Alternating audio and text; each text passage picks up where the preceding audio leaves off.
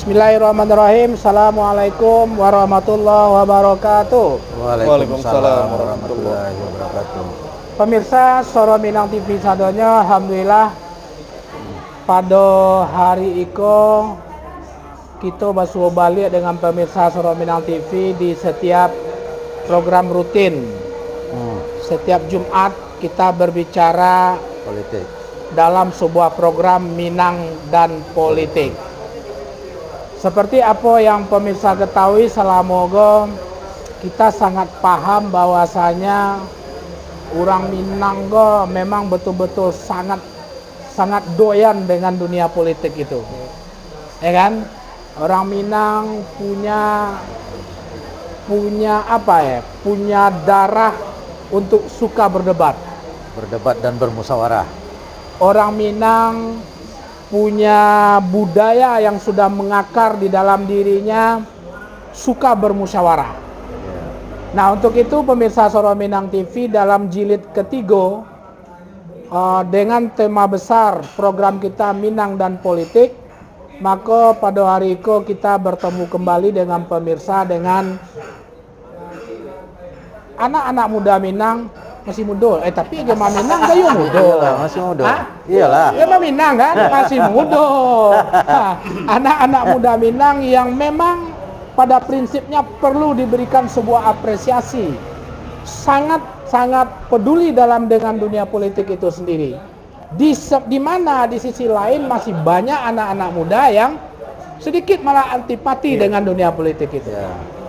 Oke, pemirsa Soro Minang TV, sebelum kita memperkenalkan satu persatu daripada tamu Soro Minang TV di SM Cafe pada malam hari ini, tentu kami all kru Soro Minang TV selalu tidak pernah bosan mendoakan pemirsa sadonya selalu di bawah lindungan Allah Subhanahu wa taala, hendaknya di dalam kegiatan sehari-hari. Amin. Amin. Dan selanjutnya pemirsa Soro Minang TV, kami all kru juga selalu meminta kepada pemirsa Soro Minang TV untuk men-share, subscribe, like, and comment, baik itu channel YouTube-nya Soro Minang TV dan fanpage-nya Soro Minang TV. Karena memang dengan dukungan-dukungan seperti itu, maka insya Allah Soro Minang TV akan selalu menghadiri pemirsa dalam berbagai macam program-program yang kita berjumpa di setiap pekan dalam setiap bulannya itu gitu. Oke, pemirsa Soro Minang TV, dalam edisi ketiga berbicara Minang dan Politik, seperti flyer yang telah kami sampaikan kepada pemirsa, kita mencoba membahas banyak seketeknya tentang problematika yang pada prinsipnya berdasarkan data BPS 2022, Kepri termasuk 3 besar penyumbang pengangguran di Indonesia. Data Kepri secara umum itu nomor 3 besar pengangguran terbanyak di Indonesia. Ini akan kita perkecil skop untuk wilayah Batam nantinya. Oke, pemirsa Soro Minang TV, sambil berbincang-bincang, penasaran pemirsa sadonya, ikuti live streaming kami di Suara Minang TV, Suara Urang Awak. Mak kopi paham? nunggu ya. Tetalua. Nunggu tetalu ya. Oke, WhatsApp cek lu pemirsa. Pak kameramen, bisa live stream di situ. Oke. Assalamualaikum Fadli. Waalaikumsalam warahmatullahi wabarakatuh. Ganteng mana Pak doa? Hah? Mudo kan? Ya, sehat kan? Sehat. Masya Allah, terima kasih banyak. Fadli sudah bersedia hadir atas undangan Soro Minang TV. Kita berbincang-bincang sengenek tentang topik yang telah kita bicarakan ya. Terima kasih banyak. Assalamualaikum. Kau menakan Pak? Tapi nyocok bapak kau gitu. Kau menakan durako. Kau menakan durako, ya kan? Nah, harusnya mamaknya gitu. Assalamualaikum Sarif. Waalaikumsalam Pak Syafri. Mama Syafri. Nama kemenakan Sarif. Ya. Nama mama Safril. Ya. Sehingga kemenakan dan cek lain membuat Sarif pun salah lah ya. Iya. Akhirnya Sapril itu gue. Sapril itu gue ya. Oke, terima kasih Sarif. Gimana, sehat? Alhamdulillah sehat. Udah lama nggak main ke SMKP ya? Iya Pak. Hah? Oke. Oke, Pak Am. Assalamualaikum warahmatullahi wabarakatuh. Waalaikumsalam warahmatullahi wabarakatuh, Pak Iya. Sapril. Pak Am kalau nggak diundang nggak kemari. Ande. Lai. Lai ya. Lai. Oke, silakan. Silakan. Oke, pemirsa. Kita coba memulai diskusi kita kepada bersama 3 orang anak muda Batam asal Sumatera Barat yang pada prinsipnya seperti di narasi awal kami sampaikan, yaitu anak-anak muda yang sangat-sangat konsen dan sangat-sangat suka memasuki dalam dunia politik, apalagi dalam tahun politik 2024 ini. Kita mulai dari Fadli. Pertanyaan yang sama nanti akan sampai ya kepada Sarif dan Pak Am. Ya. Mungkin untuk awal mungkin Fadli bisa memperkenalkan diri, sedikit profil, partai, nomor urut, dan kalau bisa 1 menit tentang visi misi lah. Kenapa memasuki dunia politik, terutama di 2024 ini? Gitu. Silakan. Baik, bismillahirrahmanirrahim. Assalamualaikum warahmatullahi wabarakatuh. Waalaikumsalam warahmatullahi wabarakatuh. Terima kasih atas waktunya Mas Sapril. Jadi untuk suara Minang TV yang ada di rumah, perkenalkan nama saya Fadli SIP. Ya. Dan insya Allah pada tahun 2024 ini kita akan mencalon sebagai calon legislatif di Dapil 1 Batam Kota Lubuk Baja Dapil 1 Batam Kota Lubuk Baja dengan kendaraan Partai Persatuan Pembangunan. Jadi Partai P3 nomor urut 4. nomor urut 4. Nomor urut 4. Dan kegiatan sehari-hari kita sebagai pengusaha di bidang tour and travel dan event organizer. Oke. Dan beberapa organisasi alhamdulillah mempercayakan saya. Di antaranya saya dipercaya sebagai ketua umum di Bergerak Kita Peduli, Oke. ketua umum Persatuan Ikatan Keluarga Rau-Rau. Rau-rau itu di mana? Rau-Rau itu di Nagari Tanah Datar. Oke, Batu Sangka ya. Sangka. Ya. Saya sebagai wakil ketua bidang pendidikan dan kebudayaan di KNPI Provinsi Kepri, Oke. sebagai ketua bidang koperasi dan UMKM di HKTI DPD Provinsi Kepri. Itu banyak ngomongnya. Nah, sama ya salah. Ya, sama ya. Alhamdulillah Ya. banyak organisasi yang mempercayai kita untuk bisa aktif dan bergerak. Sebagai ketua bidang sebagai wakil ketua bidang koperasi dan UMKM di Ikatan Keluarga Sumatera Barat, Oke. sebagai ketua harian IKA Visipol Unrika, dan Oke. kita juga dipercayai sebagai pengurus di hubungan antar lembaga di ICMI Orda Batam. Mungkin bersama Sarif juga kami sama-sama di ICMI. Oh, ada Orda ketemu ya? Batam. Berarti ada yang diarsir ya? Ya. Oke. Mungkin itu sebagian daripada organisasi yang sampai hari ini masih kami jalani, kami tekuni, sehingga membawa kita bisa berkecimpung di dunia politik. Dasar itulah yang membuat kita mau berbuat untuk masyarakat Kota Batam, pada khususnya di Dapil 1 Batam Kota Lubuk Baja, atas dasar pergerakan yang sudah kita lakukan, sehingga kita siap untuk bisa dipilih oleh masyarakat Batam Kota dan Lubuk Baja di tahun 2024. Dah. Sarip, silakan.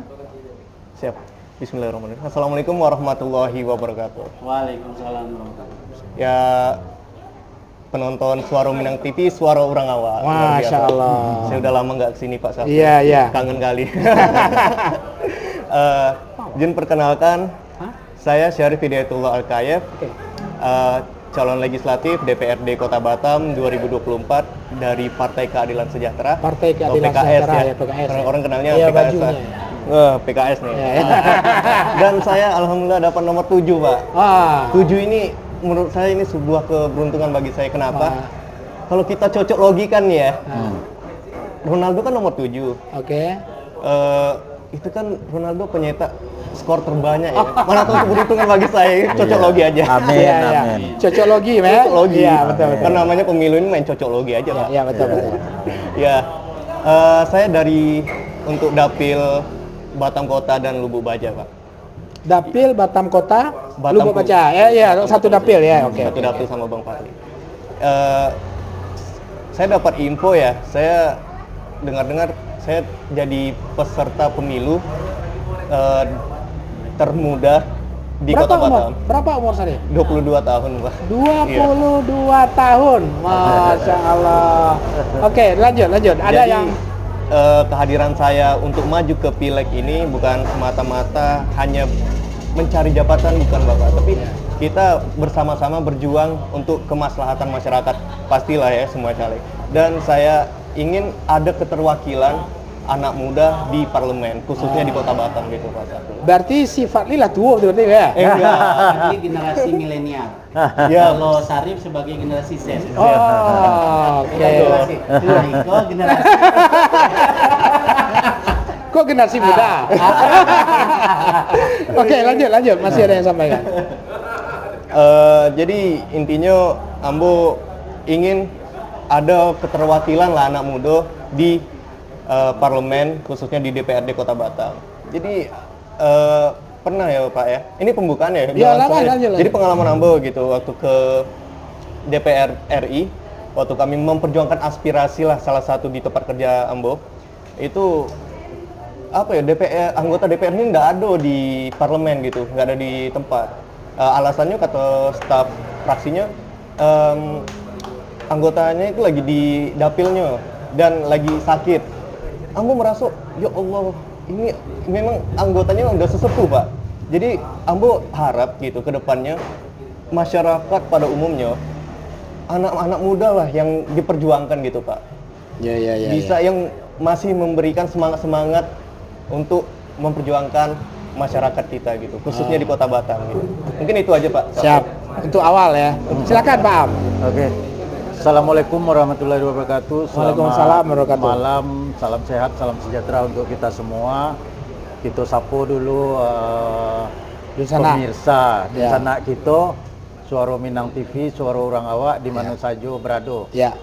Yang pada malam hari ini dapat menyaksikan acara kita pada malam hari ini Ya. Perkenalkan, Ambo bernama Amri SE. Ingin maju di pemilihan 2024 Ya. lewat Partai Demokrat. Partai Demokrat ya. Partai Demokrat Oke. di Dapil 1 Kota Batam, Dapil 1 Kota Batam. yaitu di Batam Kota dan Lubuk Baja. Ya. Nomor urutnya nomor urut 6. 6. Nomor Kalau nomor partai Nomor partai sampai balik. sampai balik ya. Kita nomor Oke. 6, jadi sama jo orang muda kita, Ya, jo orang muda, sadapil ya. Ya. sadapil, dan memang kita sama-sama berkeinginan kuat lah untuk bagaimana supaya masyarakat kita kok lebih baik lagi, lebih sejahtera. Ya. Itu yang kita inginkan.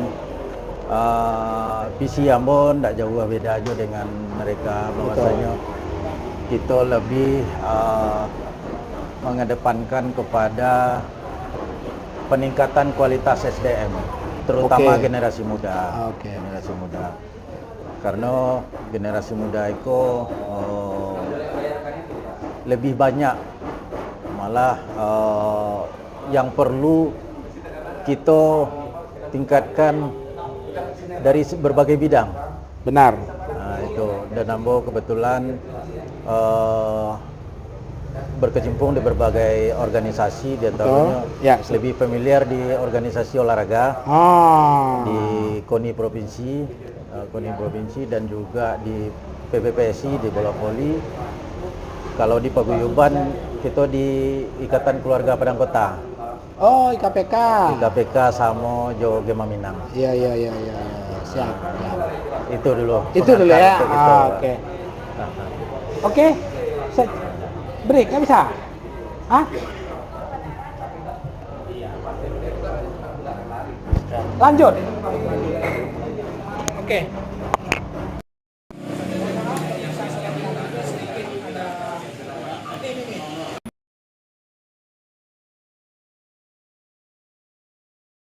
Nanti ganti-gantian kita. Ganti-gantian. Oke. Pemirsa Soro Minang TV, mohon maaf ada kendala teknis.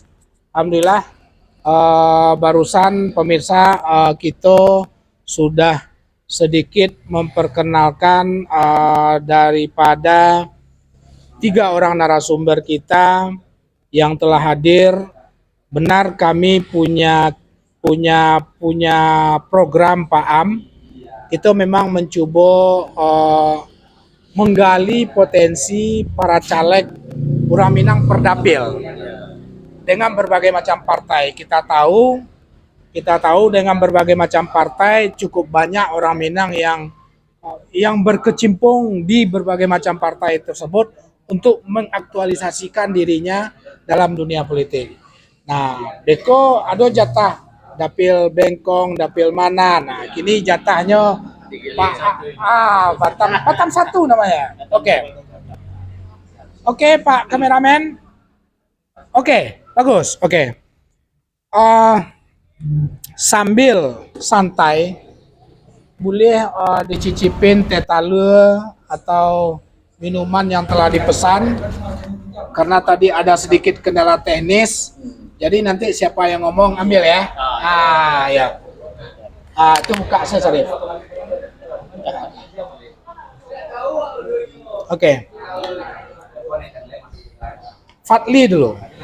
Atau kanan tua kita dulu. Nah, kanan tua dulu. Nah, oke. Dan senior dulu ya. Tua tapi senior tua alun mudo lah. Ya. La lewat. Berdasarkan data yang awak dapet di tahun 2022 itu lebih kurang di Kota Batam itu tingkat pengangguran hampir 81.000 jiwa. Ya. Berdasarkan data BPS tahun 2022 tersebut. Ya. Nah, melihat itu tentu kalau kita mencari dengan jumlah tersebut itu yang memang ada yang imigran, artinya orang yang merantau ke Kota Batam terdaftar sebagai pencari kerja tapi belum mendapat pekerjaan. Dan ada orang yang memang anak-anak muda Batam, seperti ini anak muda kok, anak murid rumah kok dulu kelahiran SMK 2 kan. Nah, yang seperti ini anak tempatan yang lahir di Batam, sekolah di Batam, memasuki masa usia kerja, tapi masih belum mendapatkan sebuah fasilitas pekerjaan itu dengan sangat mudah gitu. Di sisi lain, industri di Batam itu alhamdulillah sejak 2022 sudah mulai membaik ya, mulai membaik, dan 2023 juga semakin membaik lagi situasi ekonomi khususnya di dunia industri. Nah, sebagai salah seorang calon legislatif, ini kan menjadi problem masyarakat. Kira-kira konsep seperti apa ke depannya yang bisa Pak Ambao sehubungan dengan problem yang seperti itu. Tentu keinginan kita 2023 angka 81 turun. Betul enggak? 2024 apalagi pada saat bapak-bapak sudah duduk di dewan mengambil kebijakan, kalau bisa itu akan semakin turun. Kalau bisa dipaparkan sedikit, menurut Pak Am konsep seperti apa pemerintah Kota Batam secara umum untuk bisa menekan angka pengangguran yang mana termasuk penyumbang tertinggi di Provinsi Kepri, di mana Provinsi Kepri Indonesia termasuk 5 besar pengangguran tertinggi. Silakan. Betul. Ya, terima kasih Pak Zapril. Alah mik ya. Memang kalau kita lihat ke belakang ya, Ya. dari data yang dirilis BPS pada tahun rilis terbaru itu kalau tak salah Agustus 2022 ya, Oke, ya. yang sampai angka pengangguran itu mencapai 81-an ribu. Ini juga menjadi perhatian kita juga, menjadi perhatian kita bersama bahwasanya itu masuk kategori tinggi. Betul. Kalau untuk tingkat kota kabupaten di Kepulauan Riau, kita juga Batam itu paling tinggi. Paling tinggi. Mencapai 9,67 sekian persen. Sementara kota kabupaten lain kan cuma 6% lebih lah. Nah, ini juga menjadi perhatian, menjadi konsen kita bagaimana caranya supaya kalau dapat seperti yang Pak Os sampaikan tadi, Ya. tiap tahun itu bisa ditekan, Betul. bisa ditekan. Ya, kita berusaha dengan ini bagian dari perannya dari pemerintah. Oke. Yang nantinya kita berusaha bagaimana untuk mendorong supaya tingkat angka pengangguran ini terus berkurang. Ya. Ya. Sementara kemarin kita sama-sama tahu tingginya angka pengangguran tidak terlepas daripada Betul. kondisi global Kondisi, ya, ya, betul. COVID-19 melanda.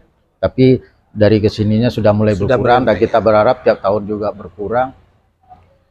Terutama bagi kita untuk masyarakat, bagi yang lebih banyak itu kan yang baru lulus. Betul. Umumnya baru lulus, baik itu SMA, SMK ataupun dari sarjana ya, perguruan tinggi itu sendiri. Nanti ada juga yang sebagian yang memang terdampak PHK Ya. dan juga migran, pendatang ya, Pendatang, yang betul. mencari kerja. Paling tidak dibutuhkan itu untuk peningkatan kualitas SDM tadi, sebagaimana visi yang kita inginkan. Ya. Supaya apa? Kalau bagi pemula pencari kerja, dia punya bekal supaya dapat berkompetisi di saat lowongan yang terbatas. Betul. Nah, angka pengangguran itu tinggi kan karena kesempatan kerja itu yang minim. Ya. Nah, di situ perlu para pencari kerja itu dibekali dengan pengetahuan, pengalaman, dan juga sertifikasi keahlian dengan berbagai bidang. Ya. Itu yang kita dorong. Terus juga kalau bagi yang pernah bekerja tapi terdampak PHK, ya paling dicarikan kalau umur masih masuk memungkinkan, ya tetap berusaha untuk memanfaatkan kesempatan yang ada. Tapi kalau tidak, perlu didorong untuk wirausaha, untuk membuka usaha baru, Ya. sehingga itu juga memberikan kesempatan untuk membuka lapangan pekerja juga. Betul. Walaupun usaha-usaha kecil mikro ya, tapi paling tidak 2-3 orang juga dapat terbantu bekerja. Ya, betul. Itu yang nanti kita upayakan, didorong ke pemerintah, karena itu tetap juga domainnya pemerintah. Betul. Bukan dari legislatif. Betul. Legislatif hanya berfungsi untuk mendorong seperti itu. Barangkali itu, Pak Os. Oke. Kita tunggu sebelum kita lanjut ke kemenakan Nambo Sarip. Awak baca dulu komen gua. Ya kan? Rancak suaranya. Bagus. Terang. Oke. Gustina Habib Pasisi hadir. Terima kasih banyak. Amateo Fahrozi, assalamualaikum, Dek Sarif Hidayat. Waalaikumsalam. Masya Lubis itu. Allah, full support. Nama datang Wadinda, lah pesan kita lu ya, lu lah. PKS apa namanya, buat Anda wakil PKS kita semua, oke. Siap. Ibu Alinar, waalaikumsalam warahmatullahi wabarakatuh. SMTV, yes, suara orang awak. Terima kasih banyak nih. Tuan Muda, hadir ketua. Terima kasih. Amateo Fahrozi, saya tahu betul bahwa Sarif Hidayat sejak di SMK sudah sanggup terlibat aktif, berpikir dan bertindak beyond melebihi usianya sendiri. Wah. Devitra Netri, hidup Bang Amri. Wah, hidup kembali. Kan begitu. Terima kasih banyak. Salam Bali ya. Pak Beben menonton semua. Kirimlah bintang kau nak komentar ya. Yo. Amateo Fahrozi sekali lagi. Assalamualaikum. Semangat, sehat selalu buat all kru Soro Minang TV, Pak Hos, kameramen serta pemret. Terima kasih banyak. Pak Kusno dari Jawa nonton, terima kasih banyak Pak Kus. Ibu Alinar lagi. Malenceng dari acara Pak Safril Cie, tak ada anggota DPRD yang bisa mewakili suara kami masyarakat waktu demo di kantor DPRD. Masalah asuransi, nanti kita diskusikan segini. Randy Perdana Gelingging, Sarif, please sampaikan keluh kesahku yang tadi gitu. Yang tadi. Oh. Berarti lah ada yang curhat ya. Oke. Fendi Perdana Gelingi yang tadi ya. Iya, Pak. Bukan soal sertifikasi lagi, tapi atau kompetensi yang dimiliki si calon pencaker sih Pak. Tapi lebih kuatnya adalah orang dalam. Oke, ya betul. Piko, ide dari Ambo selaku warga biasa, tapi melihat mendengar harus ada penyalur khusus yang anak-anak orang awak. Nah, berarti ada sebuah media khusus ya, itu anak-anak orang awak yang mencari kerajo. Sebab awak hampir tiap tahun minta tolong masuk ke adik ponaan dan yang payah awak dibueknya. Nambo Aris. Jodoh itulah awak harapkan. Terima kasih banyak Pak Arif. Muhammad Fajar, mantap. Bang Fadli, kiprahnya di masyarakat luar biasa. Oke, terima kasih banyak pemirsa Soro Minang TV yang telah memberikan komentar. Silakan memberikan pertanyaan-pertanyaan dan ide-ide sehubungan dengan persoalan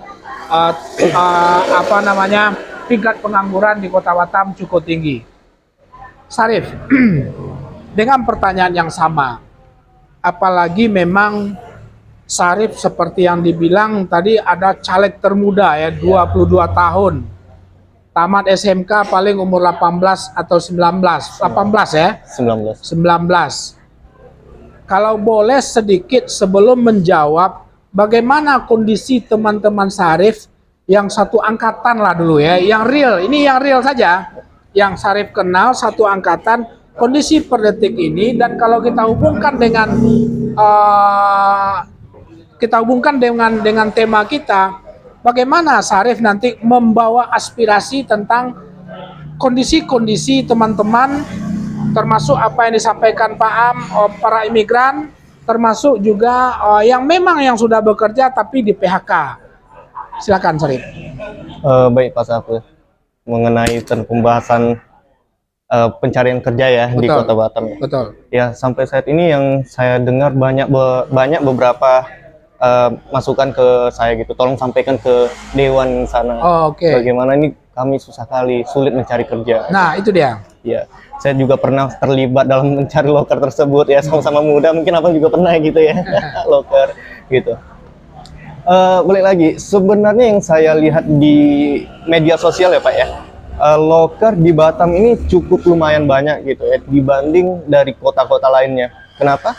Ya, dari usaha-usaha kecil sampai hingga perusahaan besar gitu ya, seperti PT, itu ada seringkali saya lihat melakukan pembukaan lowongan kerja. lowongan kerja.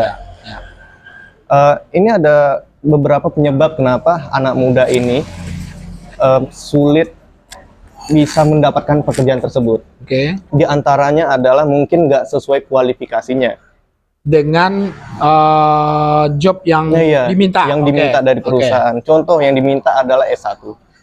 Sedangkan ini fresh graduate dari SMK gitu. Oke. Dan yang lain-lain lah banyak gitu ya. Selain itu mungkin ada penyebabnya dari CV atau portfolionya gitu. Oke. Memang kawan-kawan harus bisa memperbarui, mengupdate kembali dari CV Maksud kawan-kawan. CV, portofolio, apanya ini yang dimaksudkan? Ya dari pengalamannya, Oh, dari oke. experience. Oke. Mana tahu dari fresh graduate-nya Oke, ya. tentang pengalaman di organisasi. Ya. Jadi kan HRD tahu ini pengalamannya ada di bidang sini gitu. Ya. Contoh aja di SMK gitu kan. SMK kan memiliki kompetensinya tersendiri di bidang masing-masing. Ya. Ada yang tata boga, termasuk saya tata boga gitu kan ya. Tata boga? Saya tata boga. Saya lulusan SMK Negeri 2 Batam. Iya.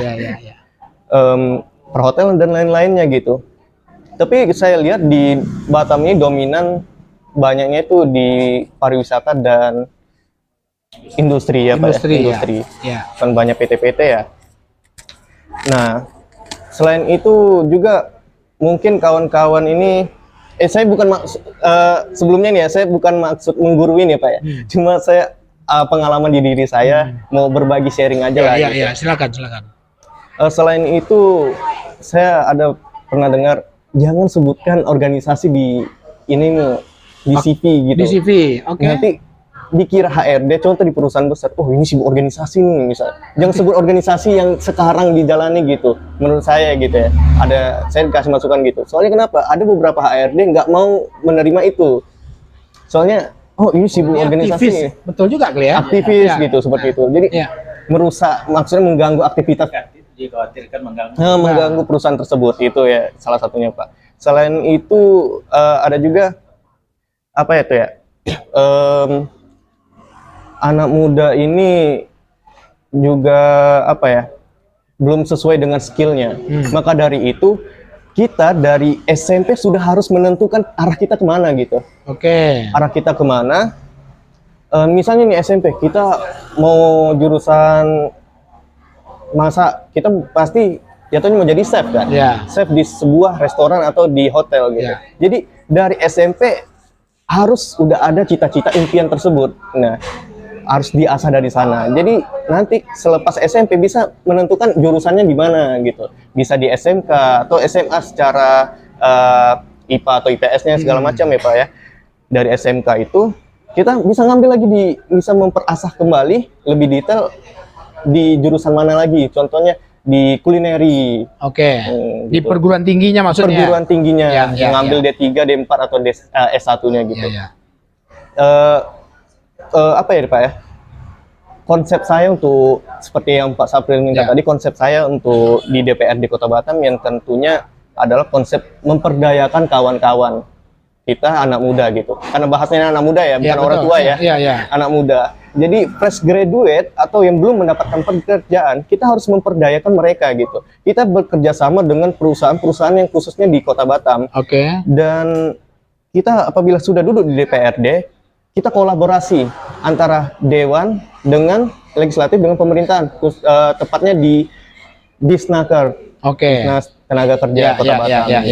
Jadi dengan kita kolaborasi, konsep kolaborasi ini kita bisa memanfaatkan anggaran yang ada di Kota Batam khususnya untuk membuat suatu BIMTEK atau workshop latihan gitu-gitu ya. Latihan kepada kawan-kawan kita yang belum mendapatkan kerja gitu.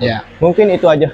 Sementara ya, nanti kita berkembang. Nanti nggak selesai saya. Iya. Fadli, silakan dengan pertanyaan yang sama seperti tanya ke Bang Am sama Sarif. Silakan Fadli paparkan konsep seperti apa jika seandainya Fadli nanti duduk paling tidak duduk di anggota DPRD Kota Batam untuk mencarikan sebuah solusi bagaimana tingkat pengangguran makin lama akan semakin berkurang di Kota Batam itu sendiri gitu. Baik, terima kasih Mas Safril atas pertanyaannya. Jadi yang menjadi konsen kita adalah hari ini fakta dari data BPS menyebutkan 81.000 lebih angka pengangguran yang ada di Kota Batam. Sehingga kalau kita melihat presentase itu ada 9,6% presentase dari angka orang yang bekerja dengan yang menganggur. Jadi tentu ini akan menjadi konsen kita nantinya. Apabila dipercaya di parlemen, kita harus memikirkan bagaimana regulasi yang tepat sehingga penerimaan tenaga kerja itu tidak terbuang sia-sia atau bahkan kebijakan itu tidak salah arah. Ini yang harus difikirkan terkait dengan regulasi yang bisa menerima tenaga kerja yang ada di Batam ini harus balance. Karena pada hari ini para pencari kerja dengan lowongan pekerjaan itu tidak balance. Tentu ini harus dibalancekan terlebih dahulu sehingga angka pencari kerja itu harus lebih kecil daripada jumlah pekerjaan yang disediakan. Nah, bagaimana kita bisa mewujudkan ini? Mungkin dari ide gagasan yang saya bawa adalah kita harus memperdayakan anak-anak muda yang fresh graduate maupun dari SMA, SMK atau S1. Kalau yang SMA, SMK yang mau setelah SMA, SMK mau bekerja, ini kita berikan pelatihan yang mengarah khusus bagaimana dia bisa menerapkan skillnya nanti di tempat dunia pekerjaan yang dia inginkan. Pengembangan SDM pengembangan SDM-nya. Kalau yang S1 ini harus difikirkan kembali. Banyak rekan-rekan kita di tempat kita tinggal mungkin atau anak saudara sanak kita yang setelah S1 dia bingung di Batam mau kerja apa. Sedangkan pekerjaan yang tersedia ini banyaknya. Aku lamanya di SMKV dialog. Kabaun nanti aku itu harum jadinya kan? Harum jadinya. Kok YLC-nya SMKV kok?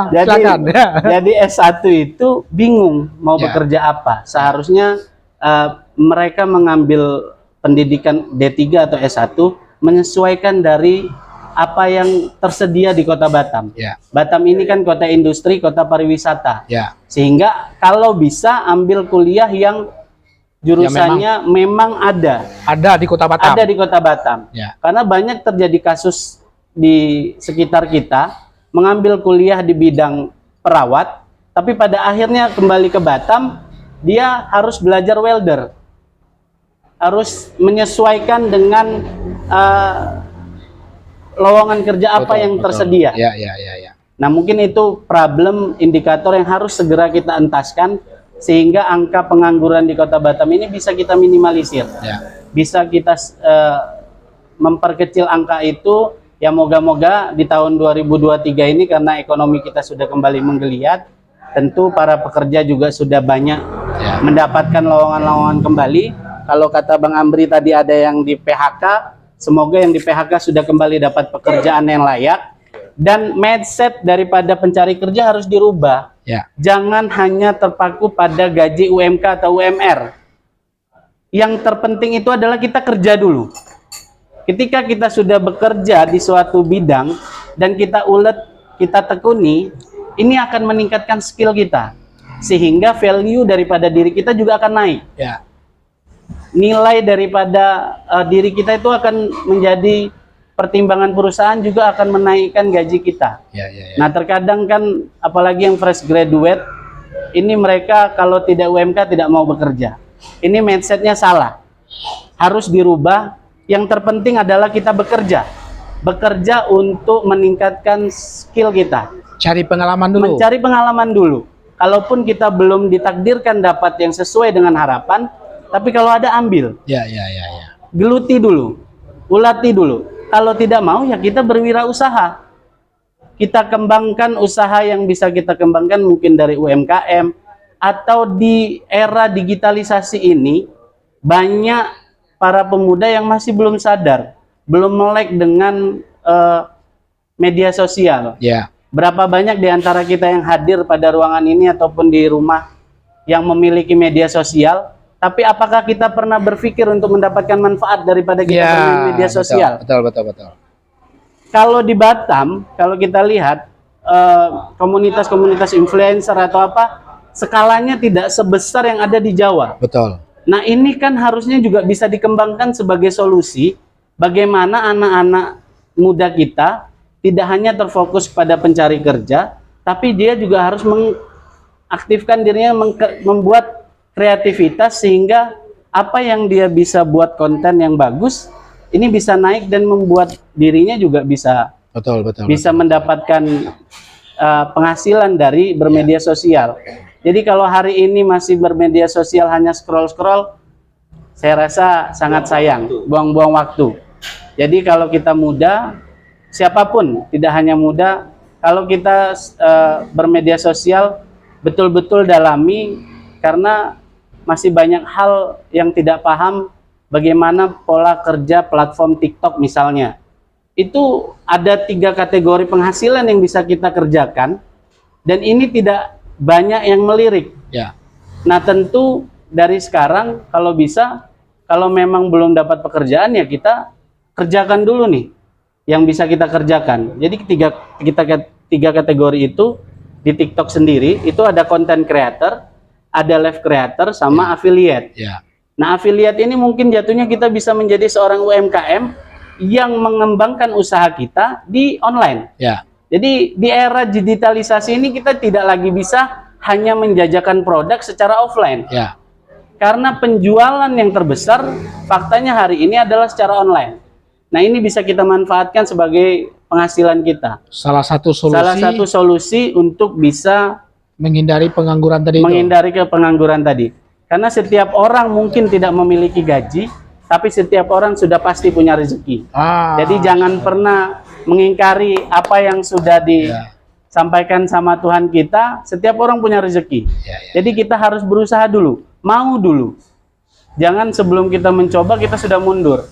Nah, ini kan yang harus menjadi konsen perhatian kita. Nah, yang tadi juga ada live creator. Nah, ini live creator ini banyak pihak yang masih belum paham bagaimana pola algoritma TikTok bisa memberikan penghasilan dari live creator. Tentu ini butuh pelatihan yang khusus. Dan saya secara pribadi memang menggeluti di bidang itu dan bisa memberikan pelatihan-pelatihan kepada anak-anak muda yang mau belajar. Kita siap, kita akan bimbing, kita arahkan bagaimana bisa memanfaatkan media sosial sebagai hal yang bermanfaat. Tidak hanya hal yang tidak bermanfaat yang dilakukan. Kita kurangi hal-hal yang tidak bermanfaat dalam bermedia sosial, tapi lakukan yang bermanfaat sehingga mendatangkan rezeki untuk kita. Mungkin itu sekelumit ide lah, bagaimana kita bisa mengentaskan, mengurangi angka pengangguran yang ada. Paham. Dari sorry ya pemirsa, kami sudah berusaha dengan 4 mic, tapi masih belum maksimal. Bagus kan Pak Kameramen suaranya? Paham. Kalau dari 2 pendapat ini kan sesuatu yang sedikit ada variasi ya. Tentang apa? Kalau berbicara peningkat tadi Pak Am concern dengan peningkatan SDM. Bagaimana pandangan Pak Am masa ini, baik itu SDM yang memang migran ke Kota Batam, maupun SDM yang seperti Sarif yang baru tamat, yang tempatan lah kalau bahasa kita di Melayu ini kan, anak tempatan. Bagaimana menurut pandangan Pak Am? Dan terus seperti apa nanti kebijakan ke depan? Karena berbicara peningkatan SDM tentu harus kita berbicara dari pangkalnya gitu ya kan. Nah, nggak bisa ujung-ujung lu nggak bisa begini ya, nggak diajarin macam mana kan begitu. Silakan Pak Am. Jadi tadi saya bilang penyumbang angka pengangguran sehingga meningkat seperti yang terjadi saat ini 9,6%. Tadi sudah saya sampaikan bahwasanya terdampak dari PHK tutupnya perusahaan. Di satu sisi Batam masih menjadi daerah yang manis dipandang dari luar untuk mencari kerja. Terus di dalam sendiri anak-anak Batam Ya, betul, anak yang Batam. seperti angkatan-angkatannya Si Mang Sarif, ya. baru lulusan sekolah ataupun kuliah ya. Nah, ini yang perlu dari 3 ini itu yang kita perlu diedukasi. Contoh para pekerja yang datang dari luar Batam, Oke. paling tidak datang ke Batam ini mesti dibekali diri dengan skill, punya keahlian tersendiri. Contoh kita di Batam ini lebih kepada industri dan pariwisata. Ya. Jadi kalau seandainya calon pencari kerja membekali dirinya dengan keahlian-keahlian atau skill dengan bidang yang diinginkan, Ya. jadi Yang akan sesuai dengan lebih passionnya lah. sesuai dengan passionnya, Ya. bakatnya dan lain sebagainya, sesuai permintaan pasar yang ada di sini, dia akan lebih siap. Itu yang penting. Ya. Terus yang kedua, kalau yang para lulusan fresh graduate Ya. dari Dari yang kita Batam. sendiri, ya dibekali juga dengan tambahan kemampuan-kemampuan yang lain, mungkin bahasa ataupun keahlian yang lain sesuai dengan minat Ya. sehingga ketika memasuki bursa kerja itu bisa bersaing dengan para pencari kerja yang lain. Dari imigran ya. Nah, di saat lowongan yang minimal terbatas, itu yang penting. Terus kalau bagi para pencari kerja yang sudah berpengalaman atau yang sudah katakanlah sudah senior ya, Betul. mungkin lebih diarahkan untuk berwirausaha. Ya. Jadi tidak memaksakan lagi untuk mencari kerja bersaing dengan yang Di bawah. fresh graduate.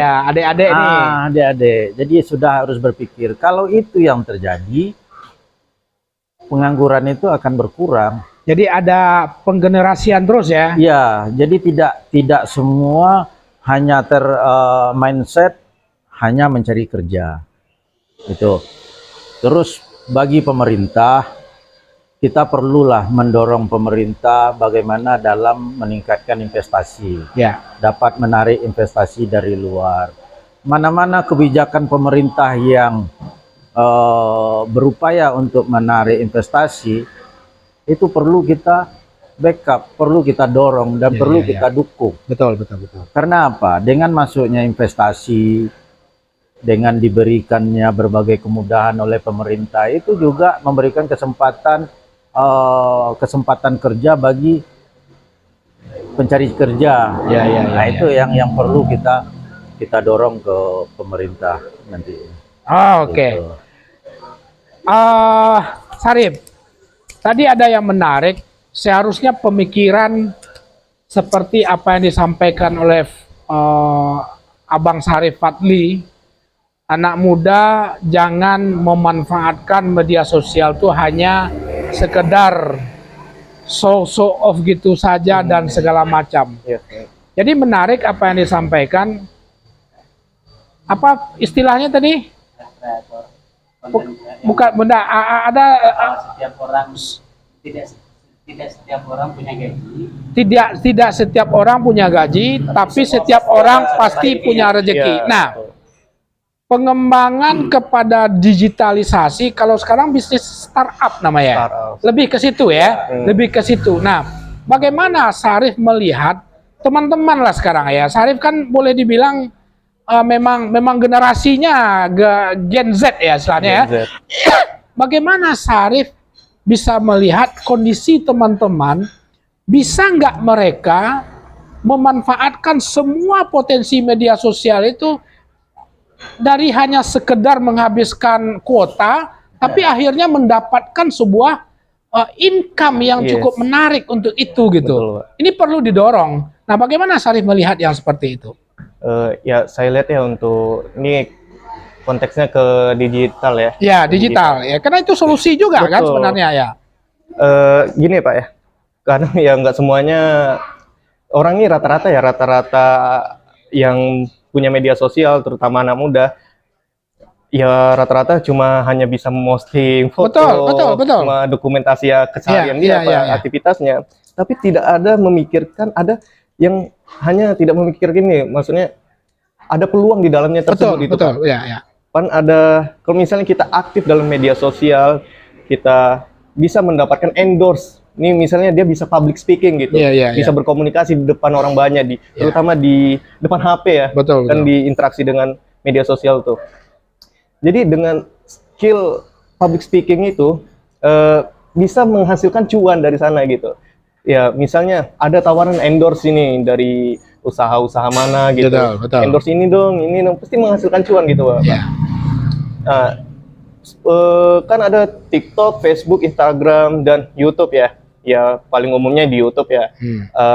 Mungkin kita bisa dapat penghasilan dari YouTube ini dari iklan, AdSense, ya jam tayangnya, view-nya. Kadang orang udah membuat dia mau cari cuan nih di YouTube, tapi nggak konsisten di media sosial tersebut. Contohnya di YouTube tersebut Pak. Kenapa? Karena harus memperebutkan untuk monetisasi itu 4.000 jam tayang gitu. Kan Suara Minang TV juga cari jam tayang juga nih Pak ya. Lagi berjuang nih. Lagi berjuang. Makanya panggil Pak Am ke sini. Biar jam tayang makin banyak gitu. Pak, apalagi selain itu, subscribe kayaknya Minang TV udah 1.000 lebih, 3.000 ya Pak ya? Mau hampir 4.000 ya? Luar biasa, saya waktu itu dari ratusan loh lihatnya. Oh, Insya Allah. Tinggal jam tayang aja. Iya, betul. Saya juga lagi merintis juga sih Pak ya, kalau dibilang dari YouTube gitu ya, pengen jadi konten kreator juga. Karena kalau kita konsisten di dalamnya itu, insya Allah bisa aja dapat cuan dari sana kan, yang seperti yang saya bilang tadi dari penghasilan tersebut. Jadi sekarang intinya anak muda ada kemauan nggak ada di posisi itu. Nah itu ya Mbak, ini Mamak potong ya. Jika seandainya masuk ke legislatif, dimungkinkan nggak ada sebuah kebijakan nanti bagaimana? Jadi tidak hanya kebijakan itu fokus bagaimana investasi semakin banyak masuk, atau apa Pak Am namanya pemberdayaan UMKM, mencoba berbisnis. Nah, dimungkinkan enggak nanti sebuah regulasi bagaimana anak-anak muda juga diberikan sebuah peluang dengan sebuah regulasi tertentu, pelatihan di Desnaker kayak bagaimana main TikTok mencari duitnya. Mungkinkan enggak itu terjadi nanti, diperjuangkan enggak hal yang seperti itu? Pasti tentunya ya. Itu harus diperjuangkan. Bukan hanya saya, mungkin dari Bapak, Abang semua, pasti kita sama-sama berjuang apabila kita duduk di legislatif tersebut. Kita harus mengeluarkan regulasi-regulasi yang ada untuk untuk melindungi juga dari kawan-kawan yang ingin terjun di dunia digitalisasi media sosial. Gini, kan ada digital marketing, ada content creator kayak Abang bilang tadi kan. Dan ada desain grafis, memang harusnya itu ada pelatihan gitu Pak. Kadang ada ya, kita nggak semuanya ada miliki budget gitu Pak ya. Ada pelatihan itu sampai berjuta-jutaan gitu. Pelatihan desain grafis dan lain-lainnya. Maka dari itu kehadiran kami misalnya duduk di legislatif nanti, insya Allah akan berjuang memperjuangkan itu Pak gitu. Itu segmen Gen Z itu ya. Gen Z ya. Kalau Pak Am ya UMKM sana urus. Iya. Mungkin era kami era digital ya. Betul. Nah, maka dari itu merekomendasikan anak muda gitu. Soalnya anak muda yang lebih paham tentang media sosial, tentang digitalisasi. 4.0 kalau nggak salah 4.0. Ya. 4.0 ya. Mungkin itu aja sih Pak. Oke. Sebelum kelanjut ke Fadli, onde mah oi lah banyak lah Pak. Ade berarti memang iya, memang harus ada odes manis ndak nih kok. Iya. Ya kan bisa berdua kami baca kok. Luar biasa ya. Oke, Wak coba membaca Matogo. kabur lah. Kabur lah, Kacamata nak ada bawa. Oke. Terima kasih pemirsa, mohon maaf kalau seandainya ndak bisa terbaca sadonya. Fendi Perdana Gelingking tadi udah ya. Pak, bahas masalah lapangan yang banyak oknum nakal masih mau main uang untuk masuk ke perusahaan. Nah, nanti kita not pertanyaan nanti yang apa. Oke, terima kasih banyak. Budes, Pak Am nanyo kemarilah aja. Askar Zain, Pak Hoso, seorang sekuang ayo itulah makonya. Seorang lakalang kabut yang baca. Terus Pak Jalius Muhammad Dinar, Rancak Bana DE Ketua. Ya, alhamdulillah. Onsu, nanti Onsu nak ya. Onsu, sukses sahabat Amri dan sukses SMTV. Terima kasih banyak Onsu. Amin lah cek lu. Amin. Sudah datang situ. Ya, salah itu. Akan sama buruk-buruk awak. Romi Novaldi, sahabat Amri untuk Batam 1. Hah? Kalau salah kau dapil 1. Dapil 1. Amin. Sekali lagi, Romi Novaldi. Pas sahabat Amri pilihan kita. Terima kasih banyak. Gazala, suara bogernya Pak Hos. Suara bagaimana? Oh ya, yang tadi. Sekarang udah bagus ya Pak kameramen? Suara udah bagus ya? Iya. Tadi ada sedikit apa? Oh, Eki Kurniawan. Lagi bintang. Senior mengirim P3. bintang. P3. Pak Sek. Terima kasih banyak Pak Eki. Wah, podcast Pak Eki kemarin sampai sekarang masih bergerak dengan jab. 2.500 lebih viewernya. Oke. Rio Sayuti, Assalamualaikum Pak Safril, izin bertanya apa yang harus dilakukan bagi anak muda yang baru tamat sekolah ketika mencari kerja. Setiap loker harus punya pengalaman. Oke? Berarti udah 2 catatan ya, pertanyaan dari pemirsa. Satu tadi masalah main orang dalam. Oke? Nanti bergantian menjawab. Terus yang kedua adalah sebuah dilema yang diminta dibuka lamaran tapi di situ berpengalaman.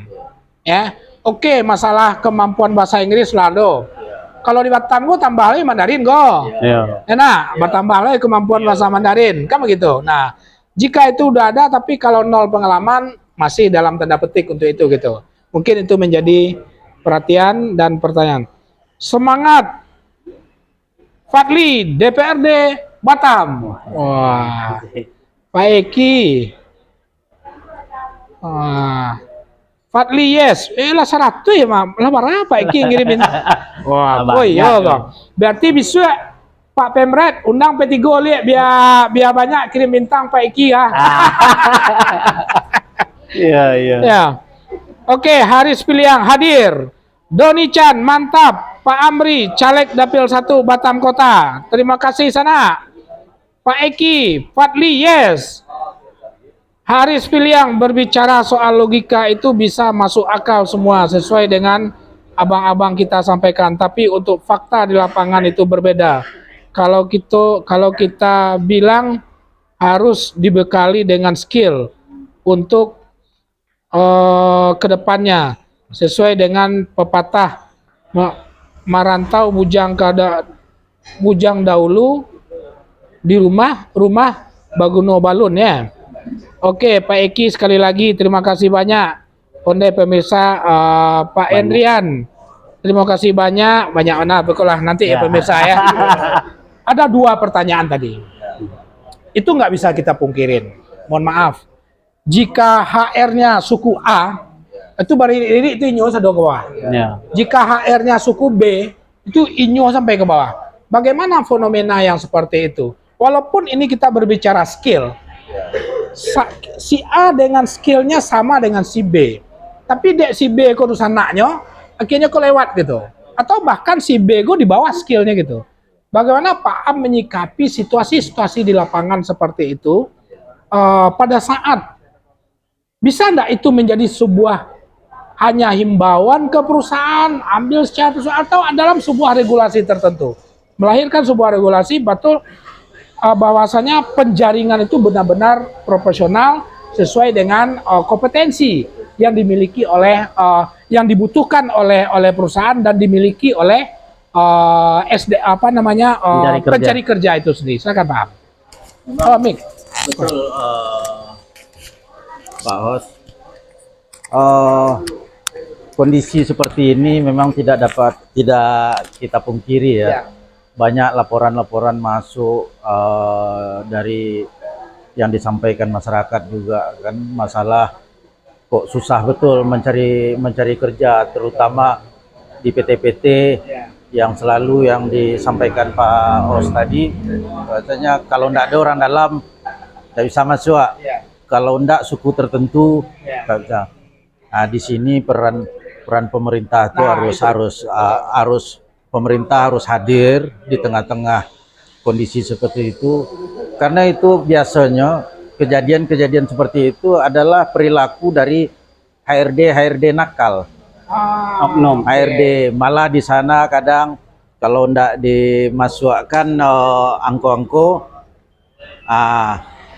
ndak diproses, itu kan juga kurang bagus. Nah, itu yang perlu pemerintah turun di tengah-tengah situ, dan itu perlu diawasi. Iya betul. Tugas kawan-kawan di parlemen lah untuk membantu untuk mengawasi kondisi seperti itu, sehingga kesempatan kerja itu betul-betul fair.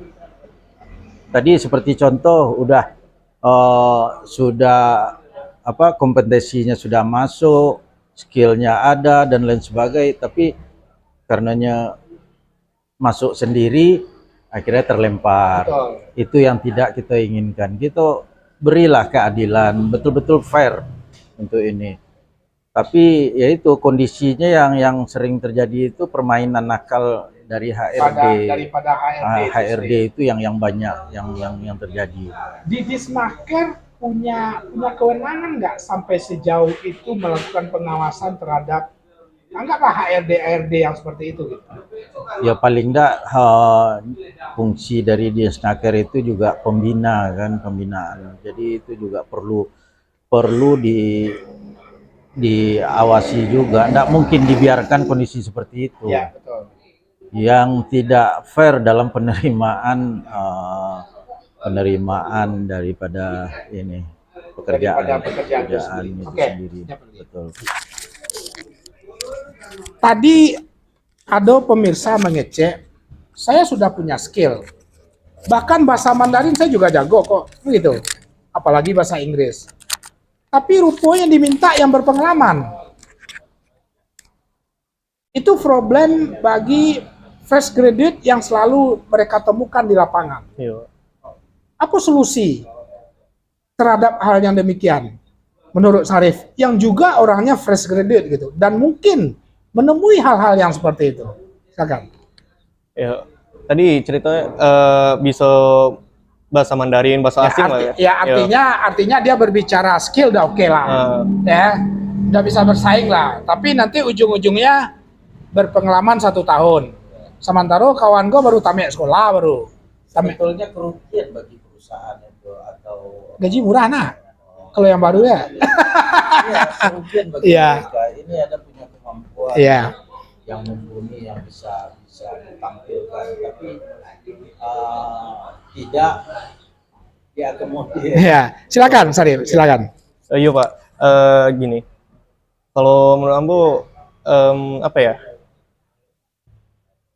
Anak muda yang udah pengalaman gitu, udah bisa bahasa Inggris segala macam, ya agak sulit juga ya kalau mau merantau. Kalau udah namanya orang dalam ya, main PT. Iya kan Pak? Iya. Ambo juga merasa waktu itu. Intinya bagi Ambo perbanyak link lah gitu Pak ya.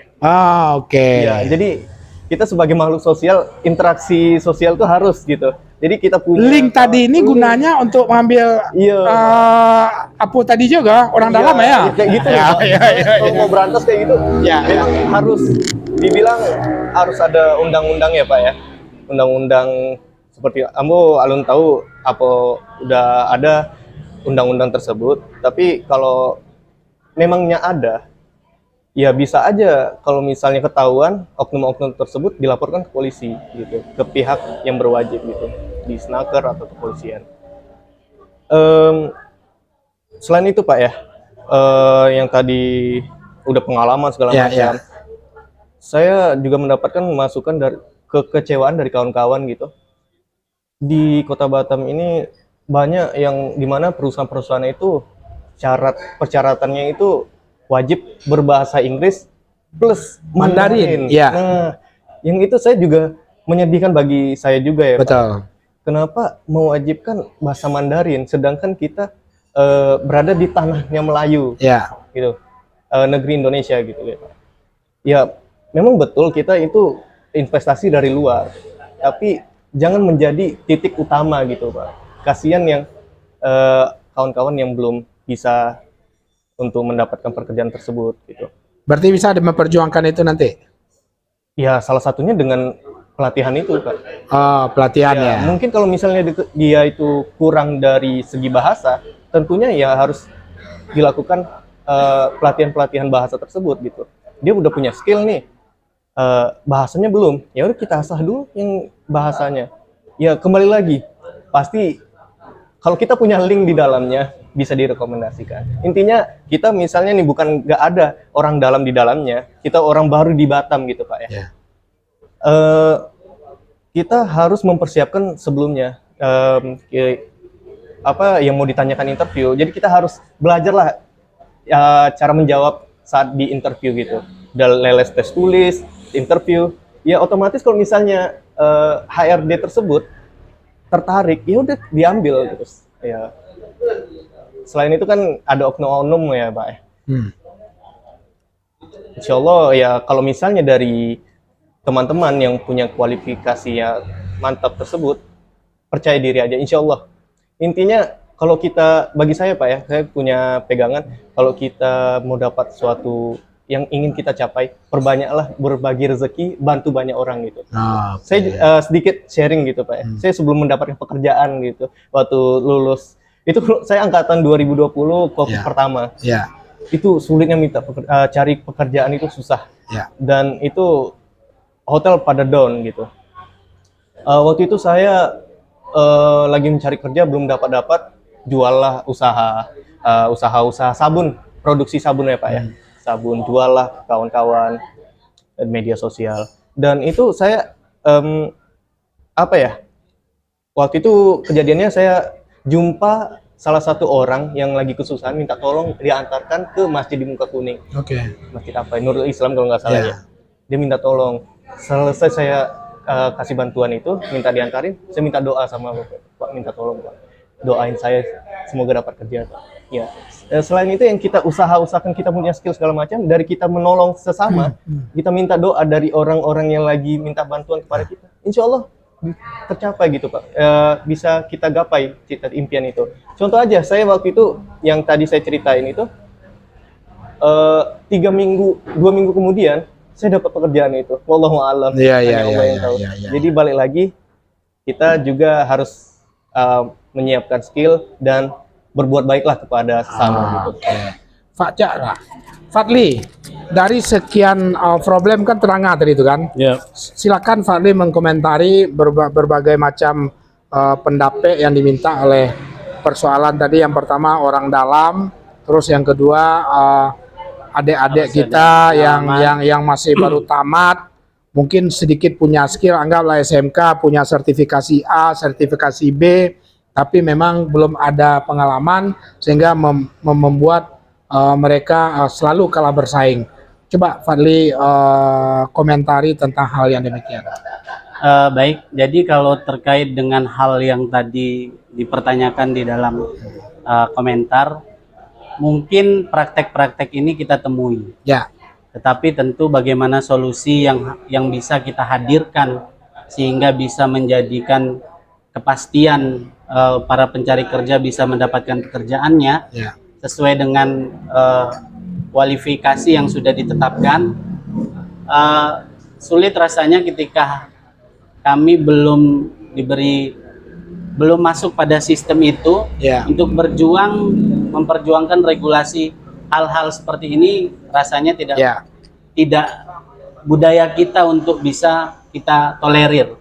Jadi bagaimana nanti ketika memang amanah itu diberikan, ini akan menjadi konsen bagi saya, perjuangan saya, bahwa kita menggunakan fungsi daripada anggota Dewan Pengawasan, kita akan betul-betul mengawasi bagaimana pola perekrutan daripada perusahaan, sehingga hal-hal yang tidak kita inginkan ini tidak terulang kembali. Jadi tidak ada pembiaran yang kita mungkin lihat hari ini itu menjadi seakan-akan budaya, padahal itu bukan budaya kita, itu bukan kebiasaan kita, sehingga ini menjadi PR besar yang nantinya harus kita selesaikan. Bagaimana para oknum HRD tadi yang disampaikan oleh Bang Amri, ini bisa tidak lagi ada. Ini menjadi PR nantinya. Dan terkait dengan pengalaman tadi, sebelum mungkin himbauan kepada kawan-kawan yang datang dari luar Batam, ketika mau datang ke Batam, pastikan betul bahwasannya kita mencari kerja memiliki skill, memiliki kualifikasi sesuai dengan apa yang ingin kita daftarkan. Jadi sehingga ketika nyampe di Batam, kita tidak lagi di awang-awang, sehingga tidak menambah angka pengangguran yang ada di Kota Batam. Nah, yang menjadi persoalan juga kadang anak-anak putra daerah yang dia sudah terlampau nyaman di zona nyamannya, sehingga tidak berpikir untuk bagaimana bisa ikut bersaing, berkompetisi, mendapatkan pekerjaan yang layak, karena dia masih bisa makan di rumah, masih bisa ikut orang tua. Nah, ini sebenarnya kembali kepada mindset, bagaimana semua kita bisa memberikan edukasi kepada generasi muda. Tantangan kita ke depan itu jauh lebih berat. Kalau hari ini kita berleha-leha, hari ini kita hanya tidur-tiduran, maka kita tidak akan bisa mengikuti kencangnya digitalisasi. Kembali saya sampaikan, kita ini sudah terlampau tertinggal. Kalau saya bandingkan, jangan terlampau jauh keluar, bandingkan antara Batam dengan Jawa, itu sudah sangat tertinggal memahami dan memanfaatkan media sosial ini untuk bisa menjadi solusi bagaimana kita bisa mendapatkan income, walau kita tidak physically mungkin kita bekerja kantoran, tapi kita juga kerja. Kita juga punya konsen yang mungkin hari ini yang dipahami hanya di YouTube. Padahal pekerjaan yang lebih mudah itu ada di platform TikTok.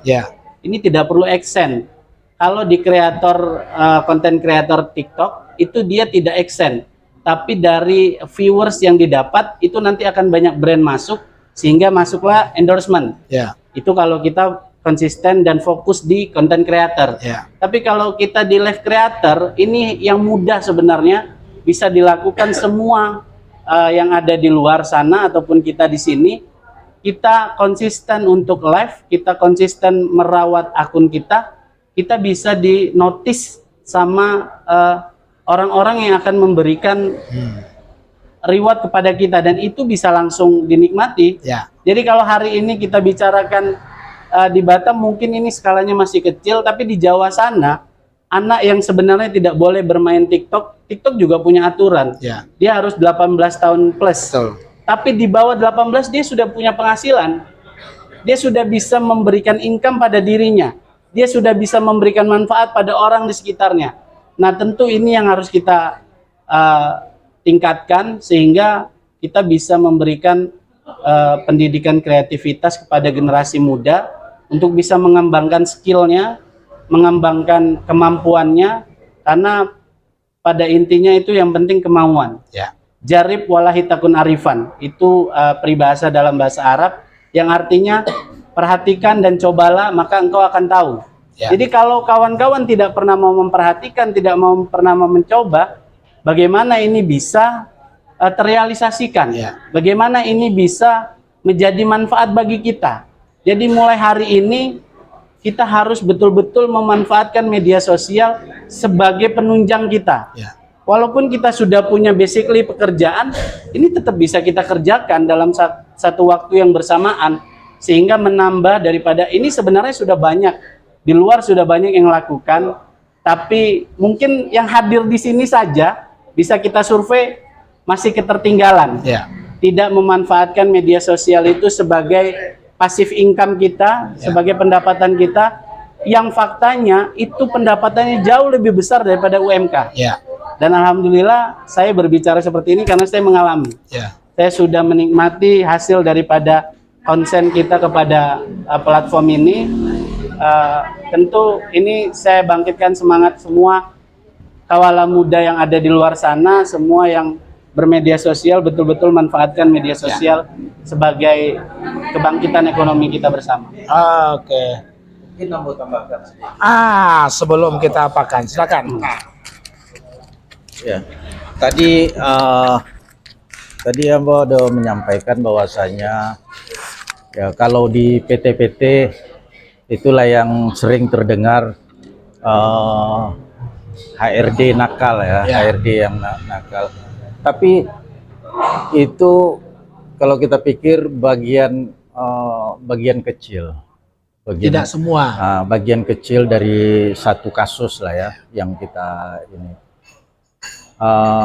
Karena kalaupun itu kita anggap karena memang apa namanya kondisi yang membuat seperti itu. Misalnya lowongan yang dibuka 2 posisi atau 3 yang apa. Sementara kita sering melihat di PT-PT itu ada ribuan. Ya. Nah, inilah kesempatan ini yang memberikan peluang untuk berbuat oknum seperti itu melakukan hal itu. Memanfaatkan keadaan. Tetapi yang terpenting sebetulnya balik ke diri kita. Ya.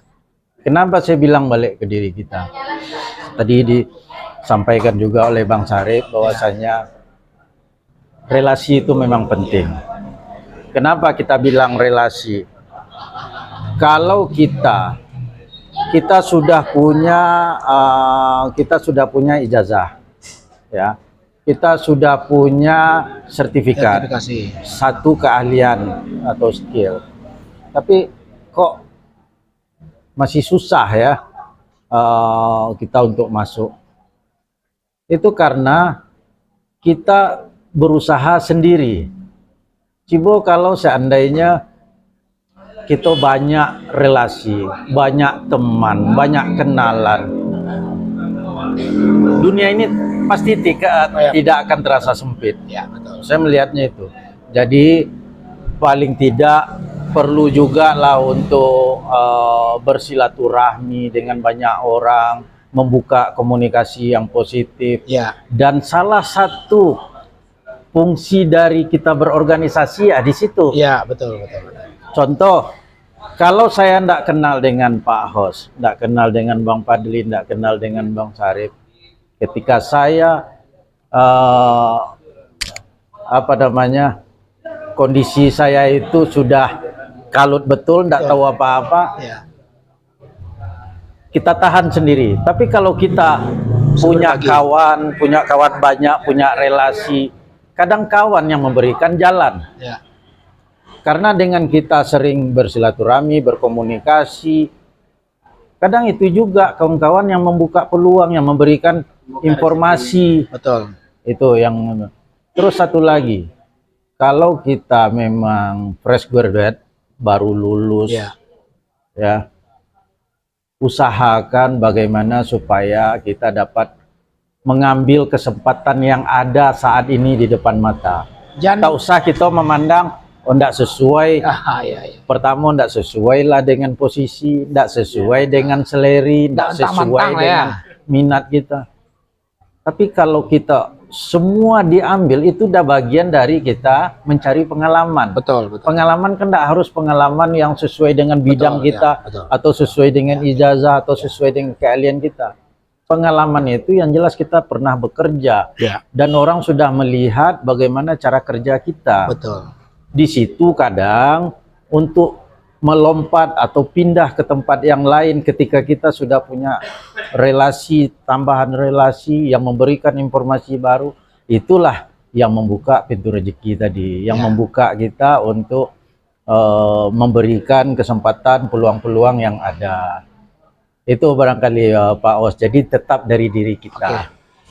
Nah, biar dulu, terus tuh. Kita pemirsa Suara Minang TV hampir 90 menit ya Pak kameramen. 90 menit diskusi-diskusi, bincang-bincang. Ya. Pak Am, disilakan minta dukungan kepada pemirsa sehubungan dengan proses pencalekan Pak Am. Ya. Kepada pemirsa Suara Minang TV, terutama di dapilnya, nanti bergiliran Sarif juga sampaikan, dan terakhir Fadli, baru kita lakukan penutupan terhadap acara kita sekarang. Silakan Pak Am. Oke.